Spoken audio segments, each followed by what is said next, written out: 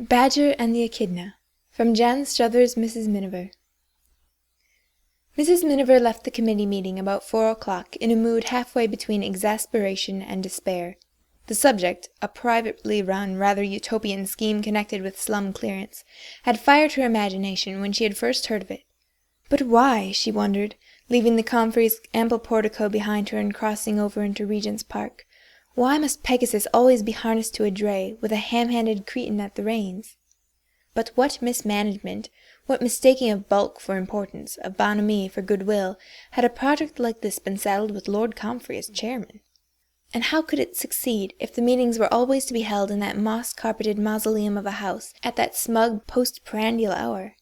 If I had my way, she thought, walking very quickly so as to create a wind past her temples, I'd arrange the scene of every conference to suit its subject, and this particular committee ought to meet in a damp basement bedroom in Shoreditch, sitting on upturned soap-boxes, rats, black beetles, and all. She decided to go to the zoo. It would be a relief to her feelings. As she passed the still open trenches, she caught sight of old Badgecombe standing among a little knot of sightseers, his vast head bent, his eyes hidden as usual beneath jutting, grizzled brows. "Badger, you rubbernecking?" "I've been working with Priodine all day, and I need a breath of air." "So do I. Not Priodine. People. I was just going to do a Whitman. Why not come too?" Badger nodded toward the trenches. "Wooly and the rest of 'em dig to uncover past civilizations. We dig to bury our own." "I hear they're going to roof them in and put flower beds on top."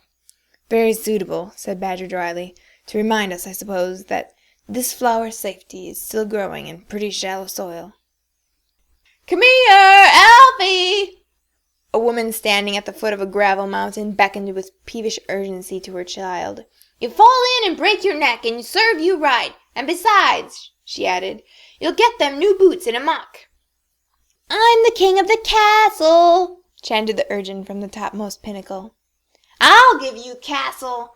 She breasted the foothills briskly, but her son had already slithered to the ground on the other side and was bearing down upon some new sightseers with outstretched palms. "This way to the trenches, lady. Planning to show you round." "I think perhaps you're right," said Badger, taking Mrs. Miniver's arm. "It'll be a relief to go and look at creatures who only behave grotesquely because they can't help it." "Let's choose the funniest," said Mrs. Miniver. "The mandrills. And the giraffes." They made their way toward the main entrance of the zoo. "On second thought," said Badger, "we'll go straight to the Echidna. You know the Echidna?" "I've seen its cage, but it's never been actually on view." "It wouldn't be.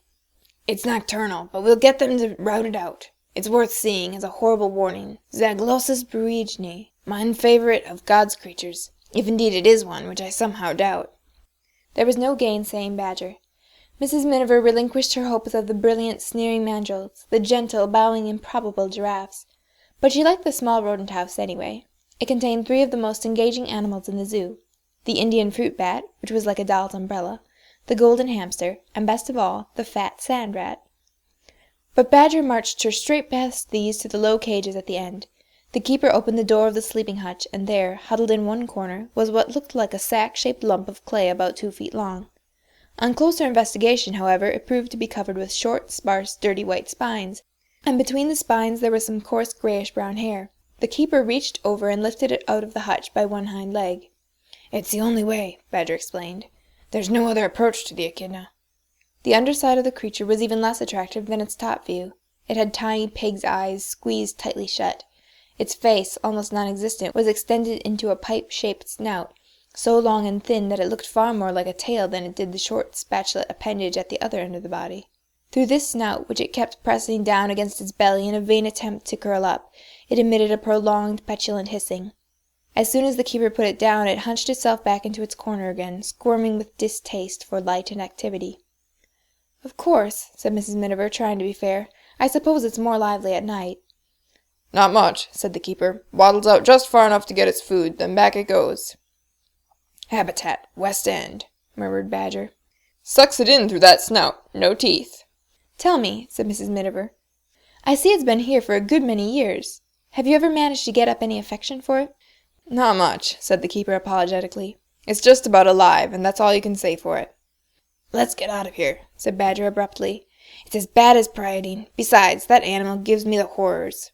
"It's certainly not pretty," said Mrs. Miniver. "Pretty? It's criminal. That's what's been peopling half the world. Lowest subclass of mammal. Barely alive. The incarnation of Axidy." Axidy? Oh, yes, one of the 7 deadly sins. "The only deadly one," said Badger. "Well, here we've all been, some of us less than others, but all of us to a certain extent. No vision, no energy, no discrimination. Spiritual monotremata." Mrs. Miniver had often noticed that when Badger got worked up, his sentences grew shorter and his words longer. They stepped into the fresh autumn sunshine.